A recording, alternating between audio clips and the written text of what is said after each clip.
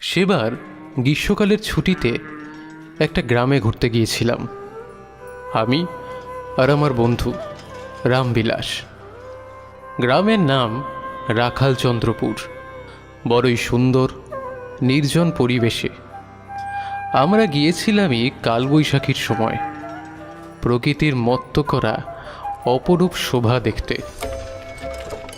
গরুর গাড়িতে চেপে যেতে যেতে সেসব যেন গিলে খেতে লাগলাম আমি আর আমার সঙ্গে রামবিলাস। কিন্তু ব্যাঘাত ঘটল আমাদের প্রকৃতির শোভা দেখায়। হঠাৎই আকাশে কালো মেঘ করে দমকা ঝোড়ো বাতাসের সাথে ঝড় বৃষ্টি শুরু হলো। আমাদের চালক দাদা ও গাভীগুলো অজানা ভয়ের কারণে দাঁড়িয়ে গেল পথের মধ্যেই। আমাদের দিকে তাকিয়ে চালক দাদা বললেন, আমাদের এখানেই দাঁড়াতে হবে, সামনের রাস্তা আর যাওয়া যাবে নি। একটু পরেই বৃষ্টি শুরু হয়ে গেলে পালাবার পথ পাবো নি। আমরাও বিপদ বুঝে চালকের ভাড়ায় 5টি টাকা মিটিয়ে দিলাম। আশ্রয়ের খোঁজে ছুটে গেলাম সামনের দিকে। একটা পুরনো মাটির বাড়ির সামনে গিয়ে দাঁড়ালাম। ঝুল কালি পরা আংশিক ভাঙা কাঠের দরজায় ধাক্কা দিতেই এক প্রবীণ বৃদ্ধ দরজা খুললেন। তার গায়ে পুরনো একটা মলিন চাদর, চোখের তলায় বলিরেখা পড়া গভীর দৃষ্টি, গলায় একটা চটে যাওয়া তামার মালা ঝুলছে। তিনি বেশ খানিকক্ষণ আমাদের দিকে তির্যক দৃষ্টিতে দেখার পরে গম্ভীর কণ্ঠে বললেন, এই বিশ্রী পরিবেশে তোমরা কারা বাবা? তোমাদেরকে তো এ গ্রামে আগে দেখেছি বলে। তার প্রশ্নে আমি ওনাকে হাত জোর করে বললাম, আমি অয়ন আর ও আমার বন্ধু রামবিলাস। গ্রামে ঘুরতে এসে এমন বাজে ওয়েদারে পড়েছি, তাই যদি একটু। ও, বুঝতে পেরেছি। আর বলতে হবে না, বাইরে থাকলে অসুখ হয়ে যাবে। এসো দেখি, ভিতরে এসো। আমরা মাথা নিচু করে ভিতরে ঢুকলাম। পুরনো মাটির মেঝে, কাঠের চৌকি, কোণে রাখা একটা হ্যারিকেন, তাতে খুব মৃদু আলো জ্বলছে। বৃদ্ধ আমাদের বসতে দিলেন। কিছুক্ষণ পরে জিজ্ঞাসা করলাম, আচ্ছা, আপনি কি এখানে একাই থাকেন? একলা মানে? অতীত তো আমাদের সাথেই আছে বাবা, একলা আর হলাম কই। তার কথায় অবাক হয়ে আমি আর রামবিলাস একে অপরের দিকে তাকালাম। কি ভাবছো?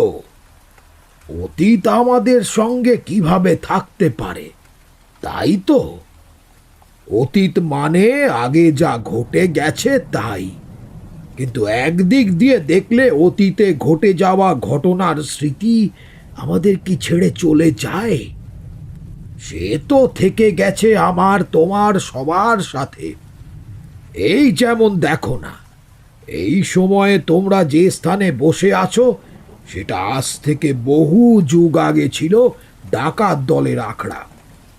আর এই বাড়ি একটা সময় ছিল তাদের গা ঢাকা দিয়ে থাকার ঝুপড়ি জায়গা। তোমরা যেখানে এখন বসে আছো সেখানে আগে থাকতো ডাকাতির পরে লুণ্ঠন করে নিয়ে আসা লুণ্ঠিত সব সামগ্রী। কালী ডাকাত। এই বলে তিনি আমাদের শোনালেন ভয়ঙ্কর এক ডাকাতের গল্প। তার আসল নাম জানা যায় না। এক সময় এই অঞ্চলে তার নাম শুনলেই মানুষের গায়ের রক্ত বরফের মতো হিম হয়ে যেত। তাকে সে সময়ের মানুষজন কালান্তক ডাকাত নামেও ডাকত। কালান্তক কারণ তিনি মা কালীর উপাসক ছিলেন। বিশেষ বিশেষ দিনে কালান্তক কালী ডাকাত ছদ্ম নামে ডাকাতি করত গভীর রাতের অন্ধকারে। সুদীর্ঘ সুঠাম বলিষ্ঠ পর্বতের মতো তার চেহারা। কালী ডাকাত সন্ধ্যা থেকে মাঝরাত অবধি মা কালীকে সাধনা করে তার দল বল নিয়ে ডাকাতি করতে যেত প্রতি পূর্ণিমা এবং অমাবস্যার রাতে। সঙ্গে থাকতো লেঠেল বাহিনী। তলোয়ার, বল্লম আর রণপা। রনপা কি জিনিস? রণপা হলো এক বিশেষ শক্ত কাঠ দ্বারা নির্মিত লম্বা বস্তু, যা ডাকাতরা ডাকাতি করতে যাবার সময় তারা ব্যবহার করত। এই রণপায়ে চেপে তারা অন্ধকারের পথ অতি অনায়াসে পাড়ি দিত। তবে সে বস্তু ব্যবহার করা অত্যন্ত কঠিন, যা চাইলেই তুমি বা আমি পারবো না। তার জন্য প্রয়োজন পর্যাপ্ত পরিমাণের প্রশিক্ষণের। বয়স্ক বৃদ্ধ বলে চললেন তার পরের ঘটনা। সেদিন নিশীথ রাত্রি, রাতের আকাশ প্রায় অন্ধকার। গহীন অরণ্যের আধার থেকে ছায়ার মতো একে বেঁকে বেরিয়ে এলো কালী ডাকাত ও তার দল। সেই ভয়ঙ্কর ডাকাত, যার নাম শুনলে শির দ্বারা দিয়ে ঠান্ডা স্রোত নেমে যায়। কেউ বলে সে মানুষ নয়, অভিশপ্ত আত্মা, যার রক্ত লাল চোখ রাতের অন্ধকার ছিঁড়ে ফেলে। কেউ আবার বলে সে করাল রূপী কালী সাধক, যার অস্ত্রের কোপে শত্রুর আত্মা পর্যন্ত দগ্ধ হয়ে যায়। কালী ডাকাতে সেদিনের লক্ষ্য রায়চৌধুরীদের প্রাসাদ। গ্রামের জমিদার রায়চৌধুরী, যার গুপ্তধনের গুঞ্জন ছড়িয়ে পড়েছে দূর দূরান্তে। সোনার মূর্তি, হীরের অলংকার, দামি কাপড় সব তার ঘরে মজুদ, কিন্তু কেউ জানে না রায়চৌধুরীদের সেই ঐশ্বর্য সেই রাতেই হাত বদল হবে। বনের পথ ধরে এগিয়ে চলল কালান্তক ও তার 12-15 জন ডাকাত। বিশেষভাবে প্রশিক্ষণপ্রাপ্ত ডাকাতের দল। তাদের প্রত্যেকের হাতে ধারালো তলোয়ার, কোমরে বন্দুক আর পিঠে লাল গামছায় বাঁধা বারুদের থলে। রাত তখন তুঙ্গে। জমিদার বাড়ির পাহারাদাররা গভীর নিদ্রায় মগ্ন। আর তারপর পাহারাদারদের গলা চেপে ধরল একজন ডাকাত, যে ছিল কালান্তক বা কালী ডাকাতের প্রধান সঙ্গী। তার নাম বজ্র ডাকাত। এক নিমেষে ছুরি ঢুকে গেল তার গলায়, রক্তে ভিজে গেল মাটির রাস্তা। একদিকে যখন পাহারাদাররা নিঃশব্দে হারিয়ে গেল, অন্যদিকে কালী ডাকাত সোজা পৌঁছে গেল প্রধান ফটকের কাছে। পাশের মই লাগিয়ে পাঁচিল টপকে পড়ল একদম ভিতরে। জয় মা, করাল কালিমায় জয়।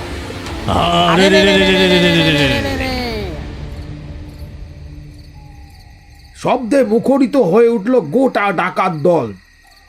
একটা ফিস ফিস আওয়াজে তলোয়ার উঁচিয়ে এগিয়ে চলল ডাকাতের দল। ভিতরে ঢুকে গোটা ডাকাত দল রায়চৌধুরী পরিবারে সেদিন নরক নামিয়ে আনলো। কারণ রায়চৌধুরী পরিবার ছিল প্রচণ্ড প্রভাবশালী পরিবার এবং গ্রামের মানুষদের ওপর তাদের ব্যাপক পরিমাণ অত্যাচার চলত। তাদের এই শাসিত অত্যাচার কালী ডাকাত অপছন্দ করত। হঠাৎই তাদের দেখতে পেয়ে এক বদমাইশ চাকর চিৎকার করে উঠল, বাঁচাও! কে কোথায় আছো? বাঁচাও! বাড়িতে ডাকাত পড়েছে। কিন্তু তার গলায় সবার আগে কালান্তকে তলোয়ার বসল। বাড়ির লন্ড ভণ্ড রক্তাক্ত পরিবেশ দেখে রায়চৌধুরীর স্ত্রী আর কন্যারা ভয় পেয়ে প্রাসাদের কোণে গিয়ে লুকোলো। বাড়ির একটা ঘরে একটা ছোট্ট শিশু কাঁদতে শুরু করলো। তখন শিবু নামে এক ডাকাত এসে বলল, চুপ কর, নইলে তোর মুখ চিরতরে বন্ধ করে দেব। অতঃপর বাচ্চা বলে তাকে ছেড়ে দিল। তারপর কালী ডাকাত সরাসরি জমিদারের ঘরে ঢুকলো। রায়চৌধুরী, তোদের দিন শেষ। যা কিছু আছে বের করে দে, নয়তো রক্ত দিয়ে তোর এই প্রাসাদে আমরা রাঙিয়ে দেব। বৃদ্ধ জমিদার খগেন রায়চৌধুরী ভয়ে কাঁপতে কাঁপতে একটা লোহার বাক্স এনে দিল কালী ডাকাতের হাতে। সেই বাক্স খুলতেই দেখা গেল ভেতরে ঝলমলে হিরে, জহরত, স্বর্ণ মুদ্রা, রৌপ্য মুদ্রা। কালান্তক আকাশ বিদীর্ণ করা কণ্ঠে হো হো করে বিজয়ীর হাসি হাসল। কিন্তু তখনই একজন চাকর পিছন থেকে লাঠি দিয়ে আঘাত করতে আসছিল। কিন্তু কালান্তকে ছুরি চাকরটির পেট চিড়ে এঁফোড় ওফোড় করে দিল। সেদিন রায়চৌধুরী বাড়ির লুণ্ঠন করে কালী ডাকাত নিঃস্ব করে দিয়েছিল জমিদার খগেন রায়চৌধুরীকে। সব লুট হয়ে গেলে কালান্তক চাইল এক চিহ্ন রেখে যেতে। সে জমিদারের সামনে একটা প্রদীপ ধরিয়ে বলল, আমরা যেমন এসেছি তেমনই চলেও যাব, কিন্তু স্মৃতি রেখে যাব সকলের কাছে চিরদিনের জন্য। সে হাতে জ্বলন্ত প্রদীপটা ছুঁড়ে মারল জানলায় ঝুলনো শিফনের পর্দার দিকে। মুহূর্তের মধ্যে আগুন লেগে গেল। রায়চৌধুরীর চোখের সামনে তার প্রাসাদ দাউ দাউ করে অগ্নিশিখায় পুড়তে লাগলো। কুণ্ডুলি পাকানো ধূসর ধোঁয়ার মধ্যে দিয়ে কালান্তক আর তার দল মিলিয়ে গেল রাতের অন্ধকারের মতো। সেই রাতের পর থেকে কালান্তকের নাম শোনা গেলে মায়েরা তাদের সন্তানকে বুকের মধ্যে চেপে ধরত। গ্রামবাসীরা বলতো, কালান্তকের পায়ের শব্দ মানেই মৃত্যু। যার ঘরে সে যায় তার আর ভোর দেখা হয় না। কিন্তু একদিন কালান্তকের ভাগ্য পরিবর্তন হয়েছিল। এমন নৃশংস ডাকাতের মনে পরিবর্তন কিভাবে হলো? বৃদ্ধ লোকটি কিঞ্চিত হেসে বলল,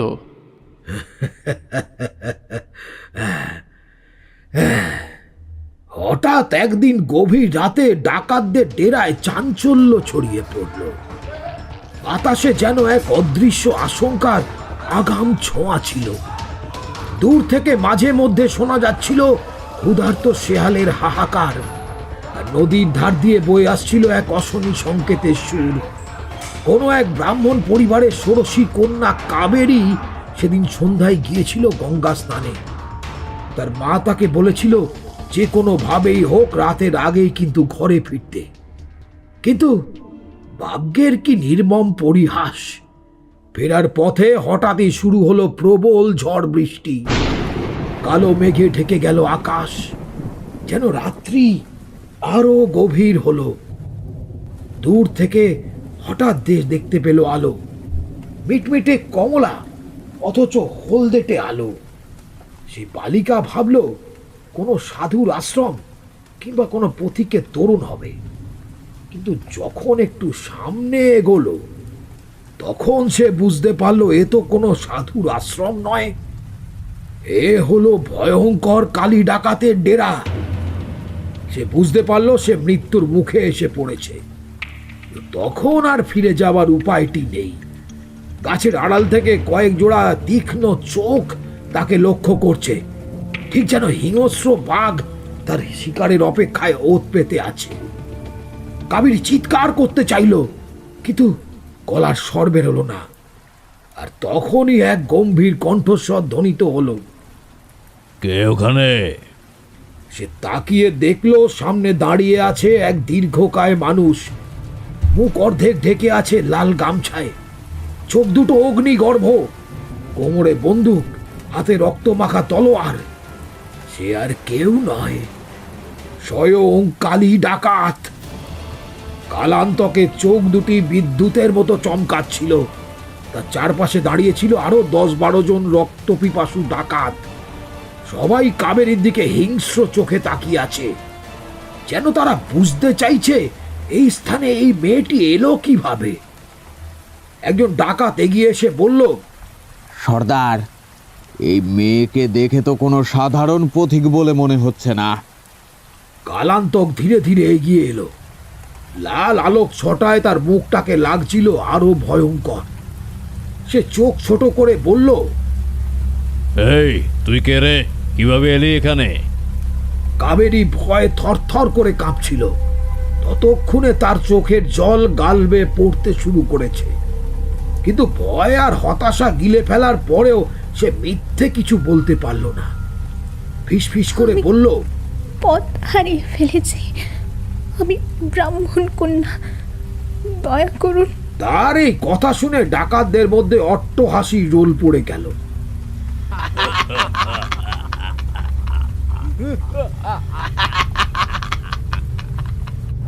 কি বললে সর্দার? ব্রাহ্মণ কন্যা? তাহলে কি করবে এখন সর্দার? কিন্তু কালান্তকের মুখে কোনো হাসি রেখাই ফুটল না।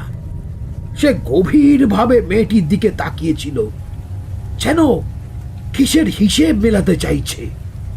তারপর সে ধমকের সুরে সবাইকে বলল, তোরা সবাই চুপ কর। সকল ডাকাতেরা মুহূর্তেই চুপ হয়ে গেল। কালান্তক কাবেরীর দিকে তাকিয়ে বলল, ব্রাহ্মণ কন্যা বলছিস? তুই কি জানিস এই ডেরায় একবার কেউ ঢুকলে সে আর বেঁচে ফিরতে পারে না? কাবেরীর চোখ বড় হয়ে গেল। সে কোনো প্রকারে ঠোঁট কামড়ে চোয়াল শক্ত করে তাকিয়ে রইল তার চোখের দিকে। তার মনে অযাচিত আতঙ্ক ক্রমশ গ্রাস করে খাচ্ছিল। কিন্তু পরের মুহূর্তেই কালান্তকের চোখে অদ্ভুত কিছু ফুটে উঠল, যেন বহু পুরনো এক অজানা অভিজ্ঞতা মনে পড়ে গেল তার। সে কি সত্যি এই মেয়েকে মারবে, নাকি এই মেয়েই তার ভবিষ্যৎ বদলে দেবে? সে তার দলের লোকদের দিকে তাকিয়ে বলল, কাল রাতে হবে বিশেষ পূজা, তার আগে পর্যন্ত মেয়েটিকে আটকে রাখো।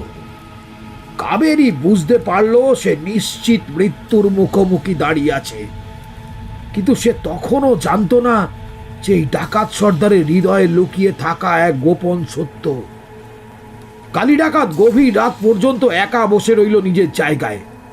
চোখ বন্ধ করলেই তার মনের ভেতর ভেসে আসছিল অতীতের এক ভয়াবহ স্মৃতি।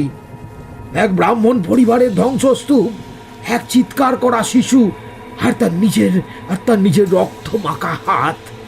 সেই অতীত তাকে কখনো শান্তিতে থাকতে দেয়নি, কোনো দিনের জন্য নয়।